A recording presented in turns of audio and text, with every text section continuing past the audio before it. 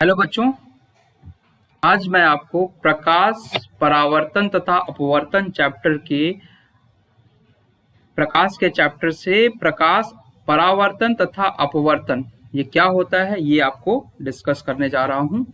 प्रकाश परावर्तन तथा अपवर्तन।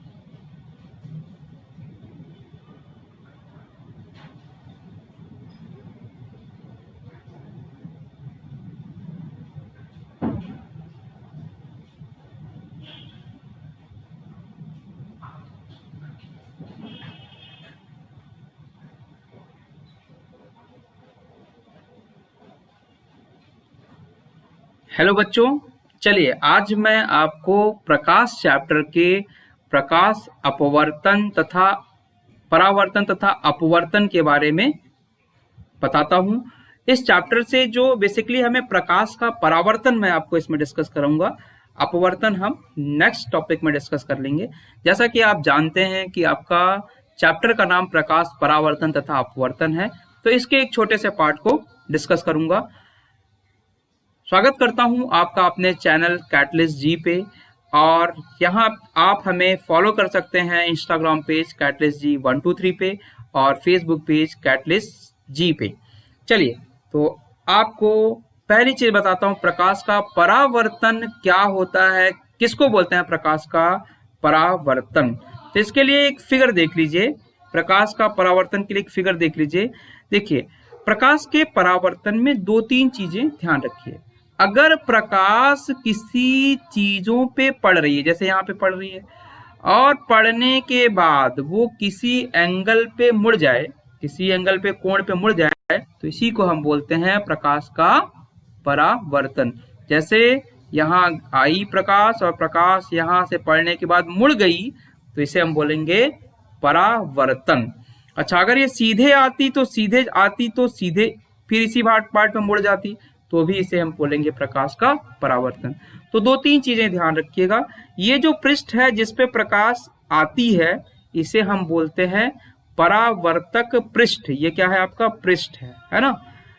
दूसरा, जो किरण आ रही है, जो इधर इस पे पड़ने वाली है, इसे हम बोलते हैं आपतित किरण, और जो वापस चली जाती है इसे हम बोलते हैं परावर्तित किरण। और जिस पॉइंट पे, जिस बिंदु पे आपका आपतित किरण पड़ती है, उससे अगर आप 90 डिग्री बना लीजिए, समकोण बना लीजिए, तो उस पॉइंट को आपको बोलते हैं अभिलंब। तो तीन चार चीजें याद रखिएगा। जिस पे लाइट आई उसे क्या बोलेंगे? उसे बोलेंगे परावर्तक पृष्ठ। जो लाइट आई उसे क्या बोलेंगे? आपतित किरण। जो वापस चली गई उसे क्या बोलेंगे? परावर्तित किरण। जिस पॉइंट पे आई उसे हम क्या बोलेंगे? अभिलंब। इन्हीं तीन चीज को याद रखिएगा। तो देखिए, प्रकाश का परावर्तन, अब मैं डेफिनेशन बता रहा हूं। प्रकाश का परावर्तन, प्रकाश किरण का किसी चिकने पृष्ठ जैसे शीशा, जल की सतह से टकराकर किसी कोण पर मुड़ जाना प्रकाश का परावर्तन कहलाता है। ये मैंने आपको बताया था कि प्रकाश का किसी कोण पे मुड़ना, ये परावर्तन कहलाता है। जिस पृष्ठ से टकराकर प्रकाश किरण मुड़ती है उसे परावर्तक पृष्ठ बोलते हैं। परावर्तक पृष्ठ पर आने वाली किरण को आपतित और जाने वाली किरण को परावर्तित किरण कहते हैं। और जो आती है लाइन, अभी मैंने समझाया आपको, जो आती है लाइन आपतित किरण पृष्ठ के जिस बिंदु पे पड़ती है, उससे अगर आप परपेंडिकुलर या समकोण बना दीजिए तो उसे हम क्या बोलेंगे? अभिलंब। तो ये परावर्तन का तो क्लियर हो गया। डेफिनेशन अगर आपसे पूछे तो लिख लीजिएगा कि जहां से किरण मुड़ती है, जिस पार्ट से मुड़ती है, उस सब्सटेंस को, उस पदार्थ को आप बोलेंगे परावर्तक पृष्ठ, और इस फिनोमेना को बोलेंगे आप परावर्तन। तो परावर्तन का ये समझ में आ गया। अब देखिए परावर्तन का नियम क्या है। परावर्तन का दो नियम है। देखिए यहाँ जो किरण आ रही है, अगर यहाँ अभिलंब से आप कोण बनाइए यहाँ से, तो अभिलंब से जो आपतित कोण है वो परावर्तित किरण के बराबर होती है। मतलब इसको अगर मैं I लिख दूं और इसे R लिख दूं, तो आपतित किरण जो I है वो R के बराबर होगा। पहला नियम। दूसरा नियम क्या है कि जो आपका आपतित किरण है, देखिए ये आपतित किरण है, ये आपका क्या है, परावर्तित किरण है, और ये क्या है, पृष्ठ।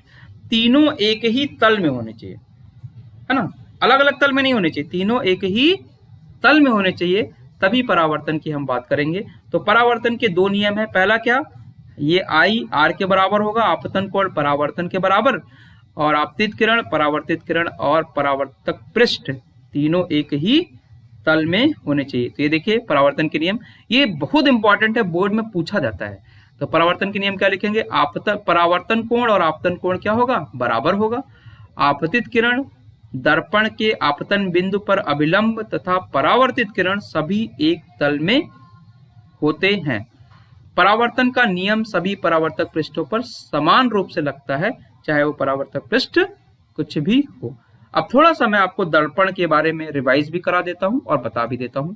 इसके पिछले वाला आप वीडियो जरूर देखिएगा, वहां पे भी मैंने दर्पण को सिखाया है। देखिए अगर कोई किरण किसी भी पार्ट पे पड़े और उस पार्ट से परावर्तित होके उसका एक मिरर इमेज बन जाए, यानी प्रतिकृति बन जाए, तो उस पार्ट को मैं बोलूंगा दर्पण। अगर ऐसा इससे होता है तो मैं इसे बोलूंगा क्या, दर्पण। अच्छा, कभी कभी आपने देखा होगा कि आपका चेहरा बहुत चमकता है, तेल लगा लीजिए चेहरा बहुत चमकेगा, तो क्या हुआ, एक तरह से तो आपका चेहरा भी दर्पण जैसा काम कर रहा है, चमक रहा है, मतलब लाइट आई और रिफ्लेक्ट हो गई।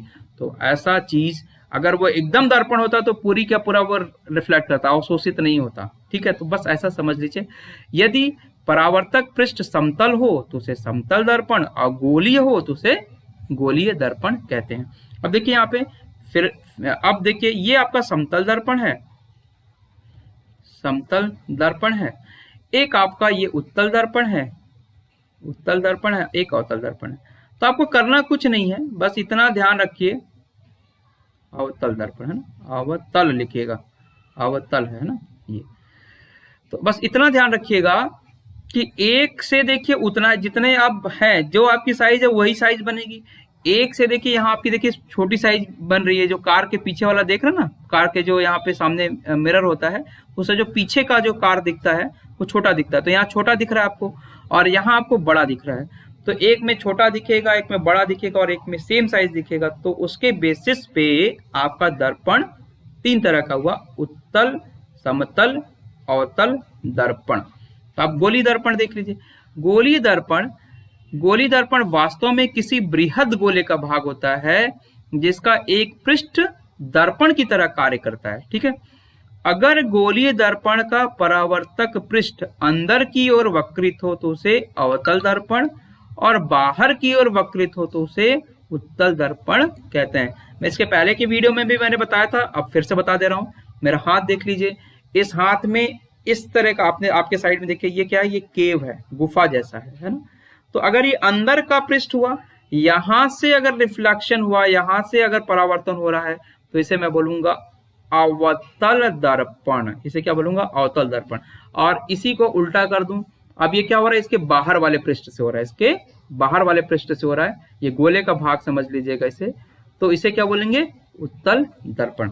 तो आज आपने दो तीन चीज पढ़ी। पहला तो परावर्तन, प्रकाश का परावर्तन क्या है। प्रकाश का परावर्तन मतलब चिकने पृष्ठ से किसी पृष्ठ से प्रकाश का मुड़ना परावर्तन कहलाता है। परावर्तन का नियम क्या है, आपतित किरण परावर्तित किरण के बराबर हो, और आपतित परावर्तित आपतन बिंदु आपतित जो पृष्ठ है वो सभी एक तल पे होना चाहिए। ये दो नियम है, बोर्ड में बार बार पूछा जाता है। दर्पण क्या होता है? जो उसका प्रतिकृति बना दे उसे दर्पण बोलेंगे। दर्पण 3 तरह का होगा, एक में छोटा साइज दिखेगा, एक में बड़ा साइज दिखेगा और एक में उतना ही साइज दिखेगा। तो गोली दर्पण अगर गोले से बनता है तो गोली दर्पण, समतल से बनेगा तो समतल दर्पण बोलेंगे। अंदर की तरफ पृष्ठ होगा तो अवतल और बाहर की तरफ होगा तो उत्तल। तो होप देखिए यह मैंने फिगर भी बना दिया है अवतल और उत्तल का।